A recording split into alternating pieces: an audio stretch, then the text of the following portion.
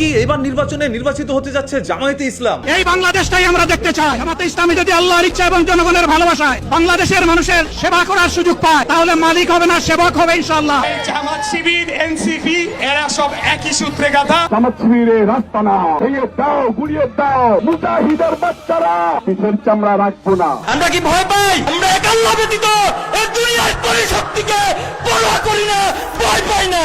রাজাকারের বাচ্চারা সাল্লাল্লাহু ছিঁড়ে ফেলাইতে হবে। বেয়াদব একটা বদমাইশ ছেলে, তার মুখের কোনো লাগাম নাই। মুখ সামলে কথা বলেন, তা না হলে আপনাদেরকে রাজনৈতিক ভাবে ঘেরাও দিয়ে আপনাদের রাজনীতি ইতি আমরা সেখানে এগুলো ফ্যাসিবাদী চরিত্র। আমরা দেখি অন্যান্য রাজনৈতিক দলের মধ্যে প্রোগ্রাম করা অবস্থায় তাদের মাইক নিয়ে টানাটানি করে, তবে ইসলামিক দলের মধ্যে খুব সুন্দর করে প্রোগ্রামটি সাজানো হয়। জামাতের একটা কোয়ালিটি আছে, সেটা হইলো জামাত এত ডিসিপ্লিন যে তারা কমিউনিস্টের চাইতে বেশি শৃঙ্খলা মানে চলে। তবে দুঃখের বিষয়, প্রোগ্রাম চলাকালীন অবস্থায় জামায়াত ইসলামের আমির ভাষণ দিতে গিয়ে হঠাৎ করে মাটির মধ্যে লুটিয়ে পড়ে। তবে এত বৃদ্ধ বয়সের মধ্যে মাটির মধ্যে লুটিয়ে পড়ার শর্ত তিনি আবারও উঠে বসেন এবং বাংলাদেশের জনগণের উদ্দেশ্যে তিনি ভাষণ দিতে থাকেন। তখন তার শারীরিক শক্তি ছিল না, তবে তার মানসিক শক্তি দেখে অনেকেই অবাক হয়ে গিয়েছেন, কারণ তারা এইটা মানেন যে আল্লাহ তাআলা যেইভাবে তার মৃত্যু লিখে রেখেছেন সেইভাবেই তার মৃত্যু হবে। আমরা এক আল্লাহ ছাড়া এই দুনিয়ার কোন শক্তিকে, কোন রক্তচক্ষুকে, কারো চক্রাঘানিকে ভয় পাই না। আপনারা যদি বাংলাদেশের মধ্যে ইসলাম কায়েম করতে চান, তাহলে অবশ্যই জামাত ইসলামের বিকল্প কোনো দল নেই। আর সেই জামাত ইসলামের সাথে বারবার এনসিবির উপস্থিতি দেখা যাচ্ছে। এনসিবি লেগেছে মুজিববাদের বিপক্ষে। মুজিববাদীরা এখনো বাংলাদেশের বিভিন্ন জায়গায় সক্রিয় রয়েছে। এই মুজিববাদের কোমর ভেঙে দিতে হবে। আর এনসিবির বিপক্ষে লেগেছে বিএনপির কিছু নেতাকর্মীরা। তারবিন আসিফকে হুঁশিয়ারি দিতে চাই, মুখ সামলে কথা বলেন। রাজনীতি অনেক দূরের কথা, আপনাদেরকে প্রাইমারি স্কুলে পাঠায় দেওয়া দরকার। এনসিবির বিরুদ্ধে একের পর এক ভাষণ তারা দিতেই থাকে।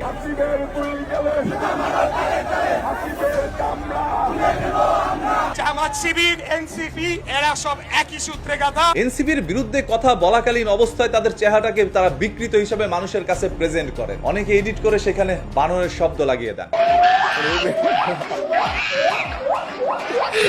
অনেক বিএনপির নেতাকর্মীদের দাবি এই দেশ শুধুমাত্রই তারেক রহমানের, আর সবাই এখানকার ভাড়াটিয়া।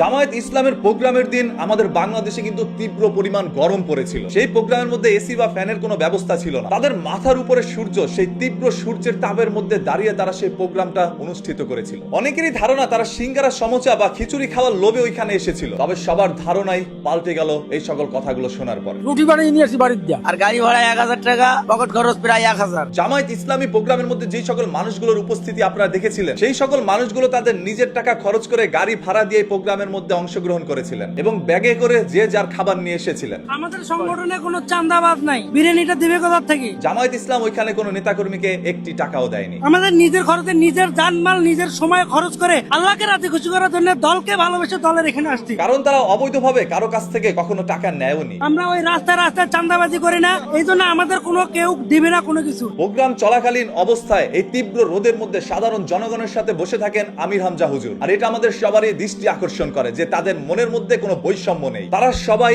এক, তারা সবাই নেতা, তারা সবাই কর্মী। এই তীব্র গরমের মধ্যে যখন সার্জিস ঘেমে যাচ্ছিল, তখন পাশ থেকে চরমোনাই হুজুর তার ঘামগুলো টিস্যু দিয়ে মুছে দিচ্ছিল। আর এতে করে হয়তোবা সাধারণ মানুষের মনে জামায়াত ইসলামের জন্য ভালোবাসা আরো বেড়ে যায়। যখন জামায়াত ইসলামের আমির হঠাৎ করে মাটির মধ্যে লুটে পড়ে যায়, তখন পিছন থেকে সার্জিস এসে আল্লাহ তাআলার কাছে মোনাজাত করে। আর এই কারণে বিরোধী দলের একমাত্র টার্গেটই হচ্ছে সার্জিস। আমার নেত্রী আসলে আমি কারো উপর টার্গেট করি না, একজনের আমার টার্গেট, সেটা হচ্ছে সার্জিস। নেত্রী যদি আসে, তুই কই পালাইবি রে বাতিজা, কই পালাইবি? আমরা একটি নিউজের হেডলাইনের মধ্যে দেখেছি জামায়াত ইসলামী প্রোগ্রামের মধ্যে বিএনপি কে আমন্ত্রণ করা হয়নি। তবে যখন জামায়াত ইসলামের আমির হসপিটালের মধ্যে ভর্তি হলো, তখন সেইখানে বিএনপির নেতাকর্মীরা চলে গিয়েছিল। হ্যাঁ, আমরা সবাই এইরকম রাজনীতি বাংলাদেশের মধ্যে চেয়েছিলাম। আপনারা ভিন্ন ভিন্ন দল করতেই পারেন, তবে একে অপরের বিপদে একত্রে হয় হচ্ছে একটি সুস্থ মনোমানসিকতার রাজনীতির প্রমাণ মিলে। শত্রু যখন নিজের বাড়িতে আসে, তখন সে আমার অতিথি। গোপালগঞ্জের মধ্যে যখন এনসিবির নেতাকর্মীরা গেল, তখন গোপালগঞ্জের আওয়ামী লীগ সমর্থকরা তাদের উপরে ঝাঁপিয়ে পড়ে। আর এতে করে অসংখ্য মানুষ বলছেন গোপালগঞ্জের মানুষ অতিথিকে আপ্যায়ন করতে পারে না। গোপালগঞ্জের মাটিতে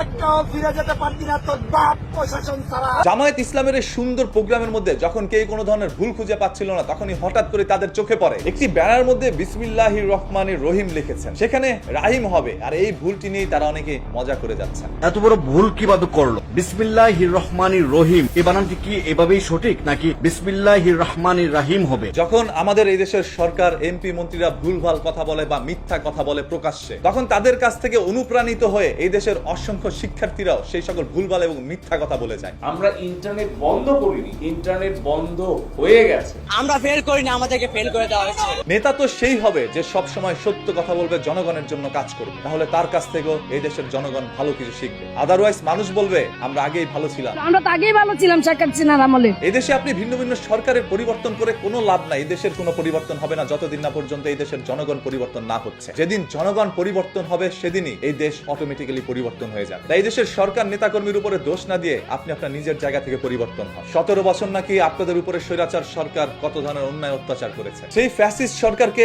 আপনারা সবাই মিলে একত্রে দেশ থেকে বিতাড়িত করেছিলেন। আবার আপনারাই 1 বছর না কাটতেই বলছেন আমরা আগেই ভালো ছিলাম। আমি নৌকার সময় ব্যবসা করে আমি ডাল ভাত খেয়ে ভালো ছিলাম, এখন আমি অনেক কষ্টে আছি। আসলে বাঙালি তো আবেগপ্রবল জাতি, মিনিটে মিনিটে তাদের মন পরিবর্তন হয়। আমি সংসারই চলে না, খেরা থাকতে আমি অনেক ভালো ছিলাম। সর্বশেষ কথা একটাই, আপনারা যে দলই করছেন সবাই একত্রে মিলেমিশে থাকেন। সবার চিন্তা ধারণা থাকবে একটাই, আমরা এই দেশের জনগণের জন্য কাজ করব, আমরা এই দেশের জন্য কাজ করব। একে অপরের বিরুদ্ধে ভাষণ না দিয়ে যে যার যার মতো করে এগিয়ে যান। অন্যের বিরুদ্ধে বড় বড় কথা বলে কখনো নিজেকে বড় ভাবা যায় না, এতে করে মানুষই আপনাকে ছোট করে দেখবে। জামাত শিবিরের রাস্তা না ভেঙে দাও, গুড়িয়ে দাও। মুজাহিদের বাচ্চারা, রাজাকারের বাচ্চারা, পাকিস্তানের বাচ্চারা, পিছের চামড়া রাখবো না। তাহলে আগামী নির্বাচনে বাংলাদেশের সরকার হিসাবে আপনারা কোন দলকে দেখতে চান? কমেন্ট বক্স উন্মুক্ত রয়েছে, একটু কমেন্ট করে জানান। আজকের এই সমাবেশ দুর্নীতিবাজদের সমাবেশ। সাবস্ক্রাইব।